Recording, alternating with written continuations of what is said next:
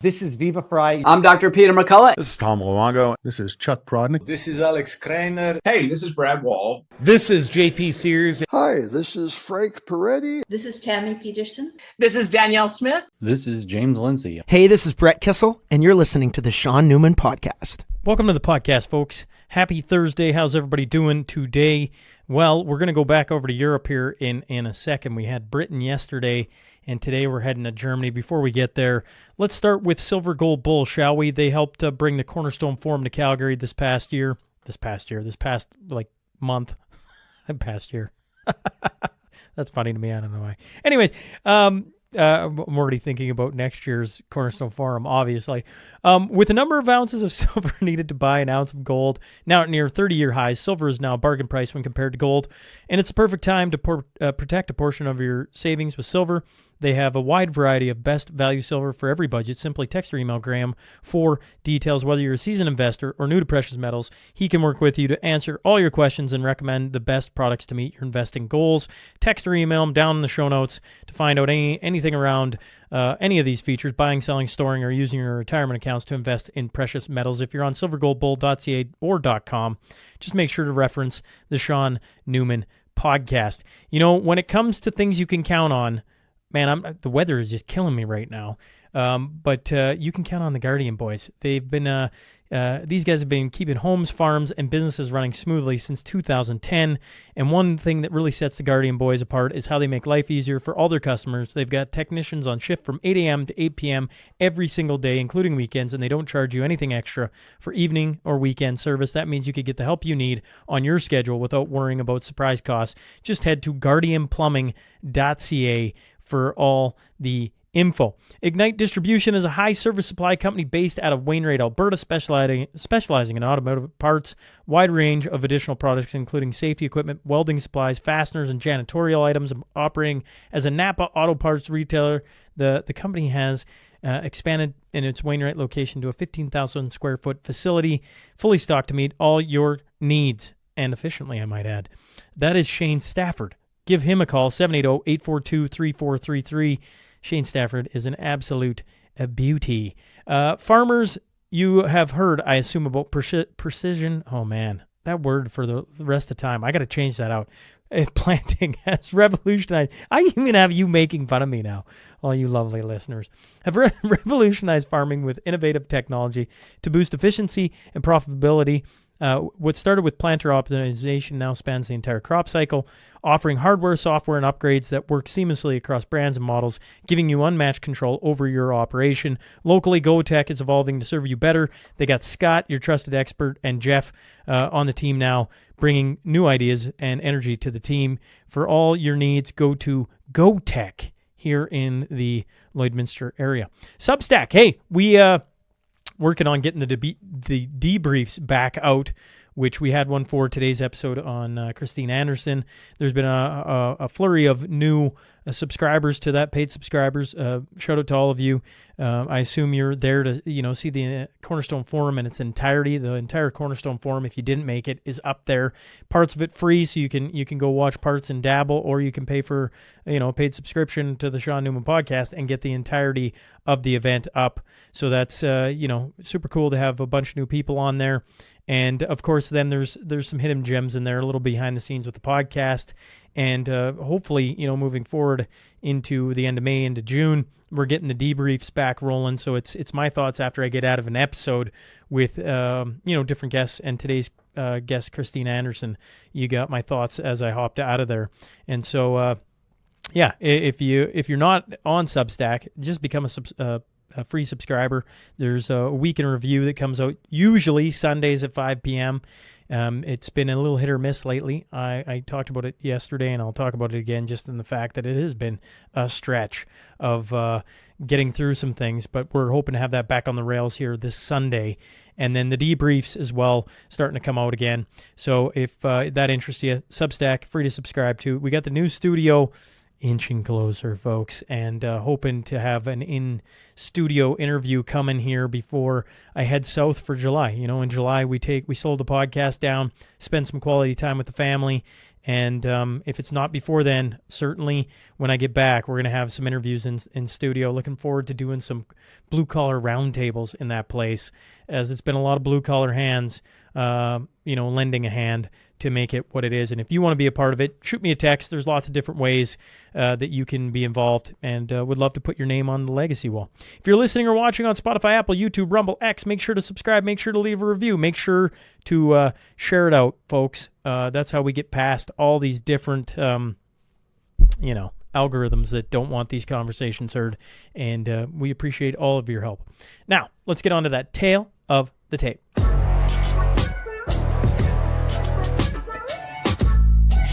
She's a German politician and member of the European Parliament since 2019, representing the AfD in Germany. I'm talking about Christine Anderson. So buckle up. Here we go.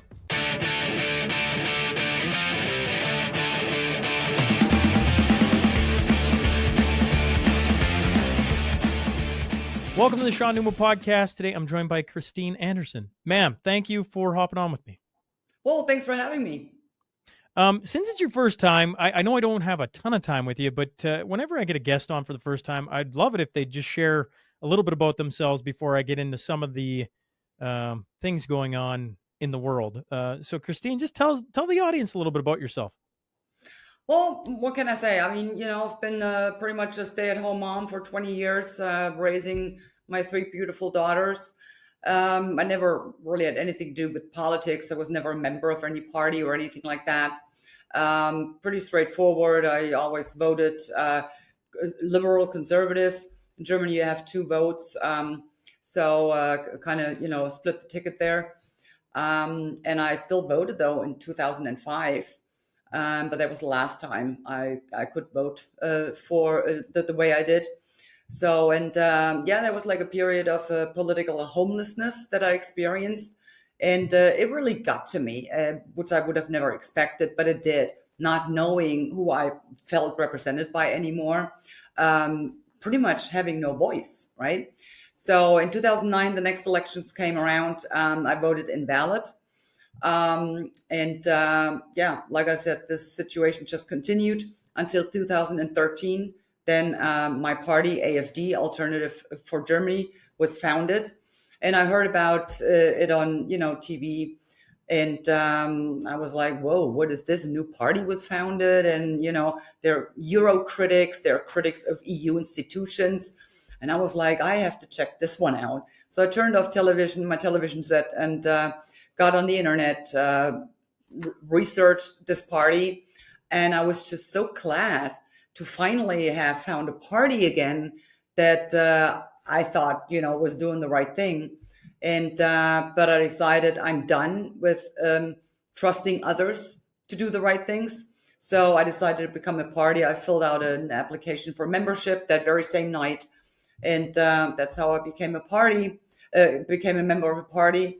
And here we are. I'm a member of EU Parliament now. So if you go back to 2005, what was it back then? Because I guess I didn't pay attention to Canadian politics until much later than that. In 2005, I just got out of school. I was playing hockey. I was paying to 0% of anything to do with politics.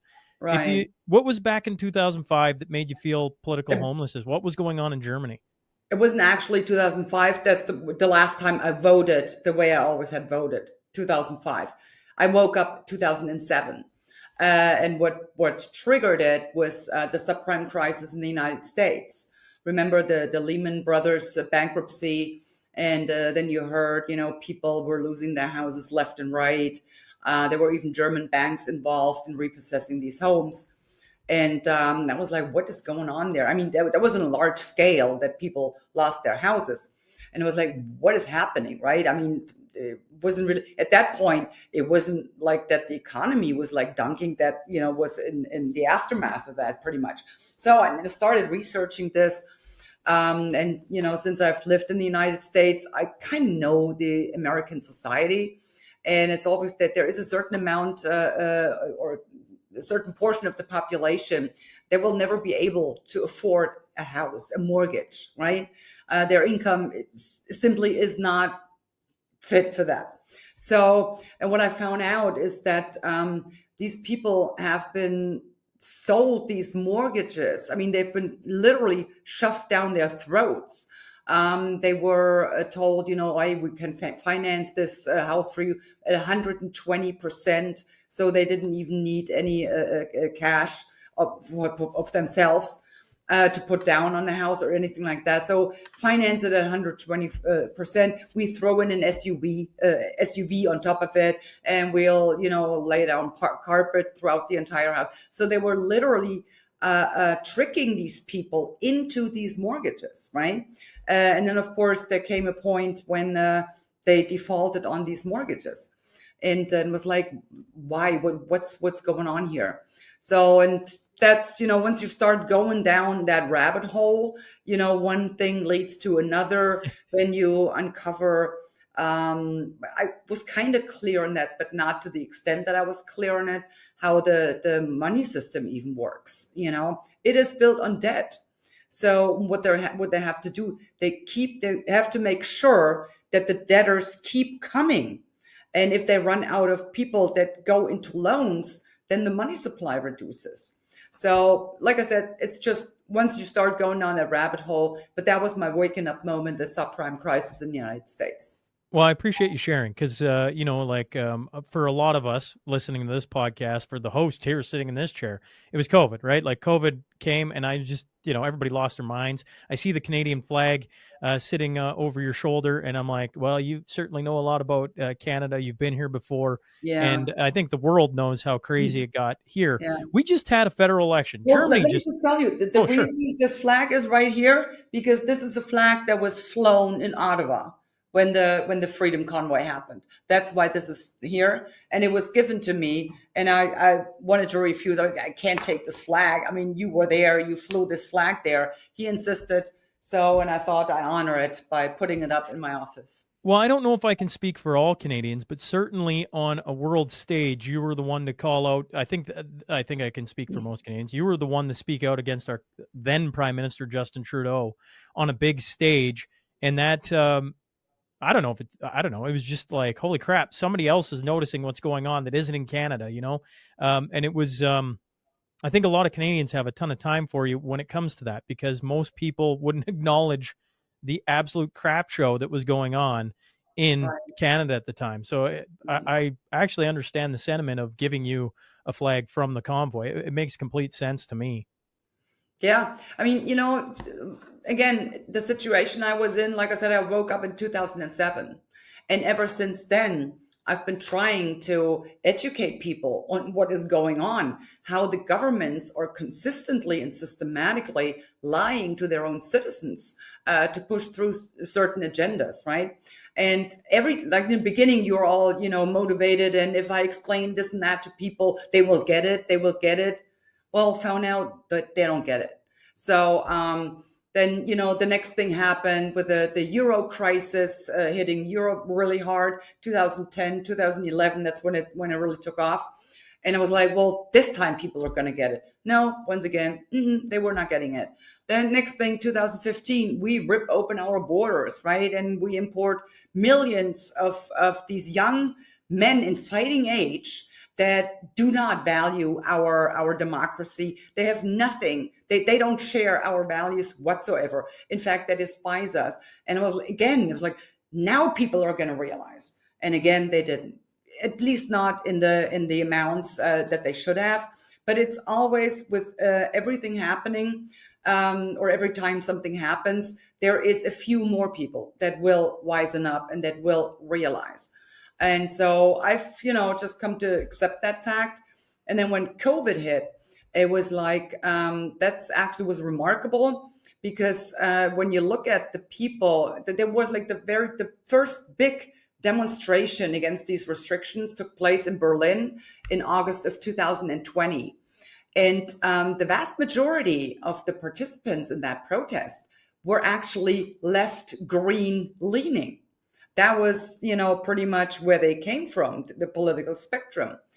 And to their dismay, they found out once they had left the protest and turned on mainstream media that they were, guess what, Nazis and right-wing extremists. And then they were like, wait a minute, what? they're calling us Nazis now. So, and that woke up a lot of people who might have probably never caught on to the fact that this is all a gigantic psyop, right? And so that's when it really took off.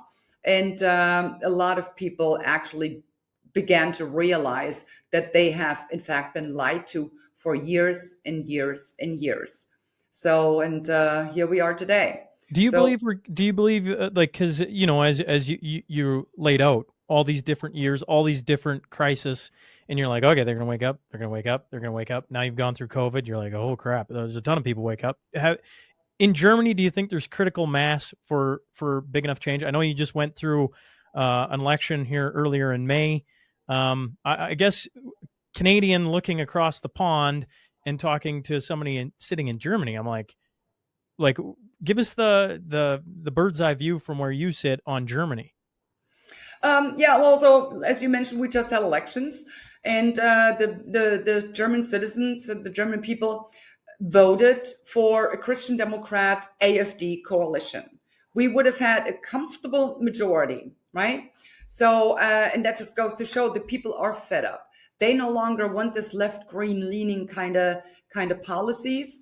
So they voted, like I said, a comfortable majority for the Christian Democrats and my party. Had we combined and formed a coalition, that would have actually represented the will of the German people.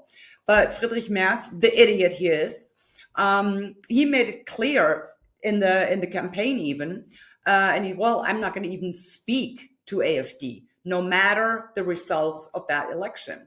Thus, signaling and indicating to the Social Democrats, look, you have nothing to worry about. You can ask of me whatever you want, and I will have to deliver because you are the only ones I actually can go into a coalition with. And that's what the Social Democrats did. So Friedrich Merz, the number one issue he ran on in this election was he was going to close the border. He, in fact, said, I will close the border on day one. That's what he ran on. Well, guess what? The precincts closed, and not 24 hours after the precincts closing, he said, well, no one ever said anything about closing any borders. So there we were, right? So a lot of people in Germany that once again believed that the Christian Democrats had now wisened up to what was going on, and they were going to or promised to affect change. They believed them. And all of these people that voted for them, and the Christian Democrats came in first in this election, but a large majority of the people that voted for them, they feel utterly betrayed, feel let down, and rightly so, because they were let down. They once again fell victim to these lies. And now we are the number one party in the polls.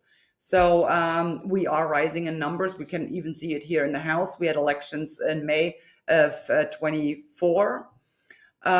So we grew in numbers here, and we continue to grow in numbers because people are fed up with these lies and with these pretexts of, we just want to save the planet, for instance, or, we want to install, 15-minute ghettos, but it's just for your convenience.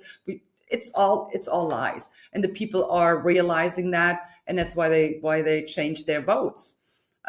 So pretty much time is going for us, and we just have to go with it, and we have to continue to stick to our principles, and not like give in to whatever they want to bring against us. So here on the Canadian side, we got Mark Carney, who is a self-proclaimed globalist, et cetera, et cetera, et cetera. And I mean, Bank of England, Bank of Canada. The first people he went and met with when he won was Europe, right? He flew across, and when I look at the new chancellor of Germany, it's almost shocking to me. It's so blatantly obvious, but he worked for BlackRock, correct? I know. Yeah. Like I said, every single government is Klaus Schwab said it, we've infiltrated all the governments. And that's what they did. And now we are at a point, even Ursula von der Leyen, I'm not sure if you heard, there was just a court ruling last week. She was slammed pretty hard. And it was about releasing those text messages that she and Albert Bourla exchanged, negotiating the mRNA injection contracts. And she was slammed pretty badly. So she was told by the court that no, she was absolutely in the wrong, that she would not release those text messages. And but nothing ever changes for some reason. And they're all part of they are not actually serving in the best interest of the people or acting on behalf of the people. They're no longer doing that. They serve other masters. I don't know who these masters are. And for lack of a better term, I always call them globalitarian misanthropists. But again, not even Carney or Ursula von der Leyen or Friedrich Merz. They're not the ones calling the shots. They're just the puppets. And they're hanging on some strings of whoever is calling the shots. And like I said, I call them the globalitarian misanthropists. Forgive me. I'm just gonna bring you back to, and I'm probably gonna butcher her name. But Ursula von der Leyen, who is the head of the EU, correct? Correct. She's the president of the EU Commission. So she considers herself to be the president of a state. But the EU is no state. It's just, different national states coming together, having formed this union. But in principle, it was supposed to remain just this a union of national member states. But they're eroding that and they're bringing closer together. And she dreams of the fact that she is president of a nation, which she is not. Right. And if I read the story correct, and you, by all means, make it so I'm not oversimplifying, she signed a contract, or I don't know if it's signed, but the text messages you're talking about between her and Pfizer was basically, hey, we need all these shots to come over to Europe, and we're going to do it via text. Correct? Like that. That's how. Is that as simple as it was? And then. Okay, so the pre-negotiations apparently were discussed in this text exchange between her and Albert Bourla, which is a good friend of hers, by the way. So they had these text message exchange, and they were pretty much laying down the ground rules. And then when it was all said and done, then they came in and presented pretty much, the piece of paper. But to make it more complicated, it was not the EU Commission that entered into these contracts. The contracts were actually signed between Pfizer and the EU member states. So all what the EU Commission did, and that was their they figured, because I turned in a question to the EU Commission wanting to know, that was like 3 years ago, maybe. I wanted to know what, was even negotiated in these contracts. And also inquired about the fact that, how can you close a contract where, they make billions and billions of dollars in profits, but if something goes wrong, they're relieved of any liability whatsoever. They don't have to, do anything about that. And the answer I got back, it was like, well, the EU Commission never entered any contracts. That was done by the member states. So not only do we have a case of where two good friends negotiate something between text messages, but we also then have that they pretty much required the others then to enter this contract. This is insane. This is a contract that was formed to the disadvantage of third parties. And this is usually null and void in any legal system, right? But this is how it was done. And here we are. Yeah, I don't know. It's foreign to me, being obviously a series of different countries. I shouldn't just say a country. It's a series of different countries. But it seems wild to me And I just, as I sit here, I appreciate you hopping on here because I'm trying to make sense of one person sending text messages to one other person. And it reminds me of all the governments. Well, we didn't, here in Canada, we didn't force you to get it. It's like, right. I know. You can Yes, say that. I know. And, like, okay, sure. You didn't walk up and put a gun to anyone's head, Yeah. but I They mean, keep you pretty saying that. much, yeah. When it comes to immigration, you mentioned that they ran on, we're going to shut it down. And then they backed off that. Typical political move by the powers that be. One of the things I've noticed, and I think I saw you tweet about it as well once upon a time, and maybe it's fresh, but Sweden's taken another unusual, or I don't know, just outside the box idea in the idea of return bonuses. Is that something that like is talked about over there? Or is that unusual? Or other countries doing that? Or how's everybody dealing with the mass immigration coming into their respective countries? Well, I mean, it's been going on for, gosh, I mean, not only the last 10 years, when you look at 2015, it's been going on for decades, actually. But it really spiked up in 2015.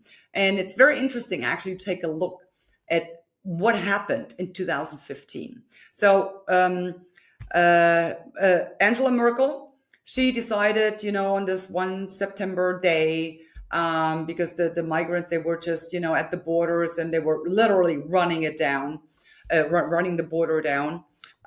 So she decided, well, what the heck, we'll just let them in. It's humanitarian crisis at the border, so we just kind of have to let them in. And then when she was asked, in front of a camera, or she was, asked about why would you do that? She rather stubbornly answered, well, if I can no longer make a friendly face at the border, then this is no longer my country. That's what she said. So pretty much saying, well, look, we had to do this. We need to be nice to these people and blah, blah, blah, blah. Number one, yes, she's right. It is not her country.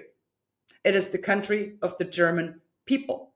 And she had no business in opening up the border and subjecting us to all of the consequences that came with that. And they're pretty horrific. But taking that, okay, so she wanted to make a friendly face at the border.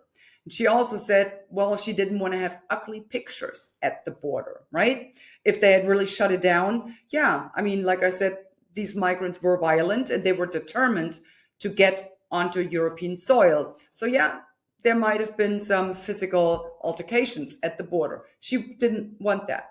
Okay, so again, she wanted to make a friendly face at the border. Then let's go back to January of 2015. You know what happened there?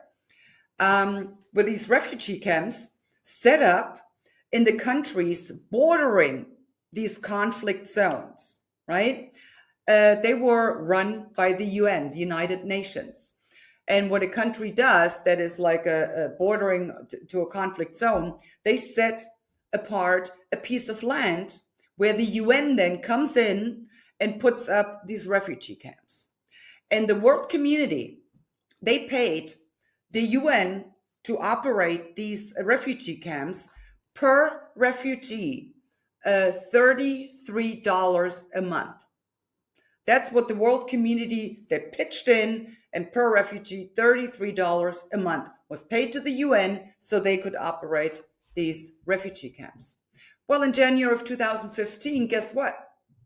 They cut this down to $12 a month.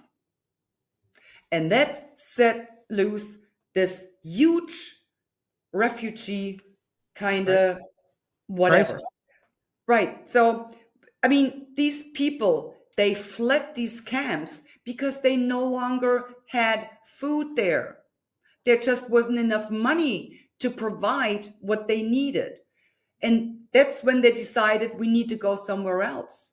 So this migration crisis, them all, moving towards Europe, it was set loose deliberately by cutting down these funds. Yeah, now I'm asking, where was Angela Merkel's friendly face when the world community decided to cut these funds from $33 to $12. Where was her friendly face? The word that comes to mind for me is manufactured. They manufactured a crisis by Exactly. making the Yes. UN camps unlivable, essentially. They drove people out in Exactly. desperation. That's exactly what they did. So now we have all these migrants. I call it an illegal invasion at this point, because there is no other word to describe that. By the millions, they're pouring into Europe, to Germany especially, and the repercussions, the consequences of that. I mean, we're seeing like two brutal gang rapes every single day. And that is not counting the rapes that occur where there's only one perpetrator. What we're seeing is these random knife attacks. They're no longer happening on a daily basis. We are talking about an hourly basis. There's like 14, 15, 16 random knife attacks everywhere in Germany on an everyday basis. And there is no safe place anymore anywhere in Germany. So, yeah, our country's going to hell. I may be wrong on this. Just shifting to energy for a second. Alberta is the energy hub of Canada. My understanding, and correct me if I'm wrong, is Germany has been that for Europe for, going back eons. Would you Not on energy, no. not on energy, just on manufacturing then? Yes. I mean, we don't have natural resources. We don't. So the backbone of our economy, of our society, it was always the industry. The backbone of our energy was pretty much Russian gas, right? And of course, we had nuclear power plants, which we shut down, by the way, because of a catastrophe that happened at the other end of the world. Now I'm talking about Fukushima. So we shut them all down. And on top of that, when after Putin had invaded Russia in February of 2022, the German government decided that since we are so principled, and we really wanted to punish Putin for illegally having invaded illegally invaded Ukraine, which he did. So we wanted to punish him. So we told him, you know what, we're not going to take your gas anymore. So problem was we were bound by contract. So we paid for the gas that we, since we're so principled, refused to take from Russia. So what did Russia do? They took the very same gas that we had already paid for and sold it to, let's say, India. And then India said, hey, Germany, I think you need some gas. Want to buy it from us? And then we bought the very same gas that we had already paid Russia for, bought the very same gas again, and paid it again, of course, from India, since we are so principled. So energy, it's always been a problem in Germany, actually, and now it's gotten worse, especially after Nord Stream then got blown up. And that was also remarkable, by the way. Just think about, I mean, that was a critical infrastructure for Germany, right? And someone just decided to blow it up. When Nord Stream's blown up, I was sitting in the United States when Trump got shot, and I remember sitting in the hotel going, like, is this going to cause a panic? And it was interesting because I could just be the hotel, who knows? But there was only two of us and a group of about 50 watching the TV, looking at each other like, this is something. When Nord Stream gets blown up, did the German population in general go, holy crap, what is going on? Are we about to enter? Or did it cause a ruffle? It caused a little small ruffle, but the remarkable thing about that was, guess what the German government did? Nothing. Not a sip. So, I mean, seriously, a critical infrastructure gets blown up, and they're just sitting there, well, kind of like, I guess it's gone now. I mean, why cry over spilled milk kind of thing, right? They were like, well, weird. Don't know who did it. They were trying to pin it on Russia, right? But I mean, to this day, I don't know who did it, but I can tell you who didn't do it. Because had there been a shred of Russia had nothing to do with this. Because had there been a shred of evidence, just the teeny tiniest bit of evidence that this might have been linked to Russia, we would have never heard the end of that one. They're nonstop, the news cycles, and they were presenting all of this, but we heard nothing whatsoever. So no one cared about critical infrastructure in Germany just getting, blown up. So that's quite interesting. Yeah. With a little over a minute left, you're coming through Canada. You're going to be in Calgary June 28th, Edmonton July 2nd. What is it about Canada that brings you back? Well, I mean, just thinking about how I was received there the first time, which I was told, they're going to greet you like you were a queen or something like that. And I was like, yeah, sure, whatever. No, it was just, just meeting the people and getting to talk to the people that took it upon them to participate in that protest, and not only participate in the protest, but to actually support the protest by whatever means they could afford. That just really, it's so rewarding to see that there is still people out there that despite the repercussions, despite the restrictions and the sanctions and the punishment they suffered from this, that they would still stand up, because that's, at the end of the day, that's what it's all about. If we are to defend, well, I guess we have to say restore at this point. If we are to restore our democracy, that's exactly what we need to do. And we cannot back down just because the government is threatening us, the freezing bank accounts or whatever. We have to stick or stand up and just, do what is right. And to fight for freedom, democracy, and the rule of law. That's always the right thing, no matter what anyone tells you. So, that's, and like I said, the Freedom Convoy, I said it before and I say it again, it will go down in history as the most significant and most effective protest ever. So, and that's, I really have grown fond of Canada, Canadians. So I'm looking forward to coming back. Any final thoughts before I let you out of here? The floor is yours, Christine. Well, like I said, I'm an advocate for freedom, democracy, and the rule of law. And I do consider myself to be a representative of the people, and I will always do my job. However, the people need to speak up, and the people need to stand up for what they believe in. Because if they don't tell us what they want, then we have no basis, or we don't know what we should advocate for. So we should really stop, or pretty much the people should stop listening to their TV, is I guess what I'm trying to say. Your TV is lying to you. Just turn it off.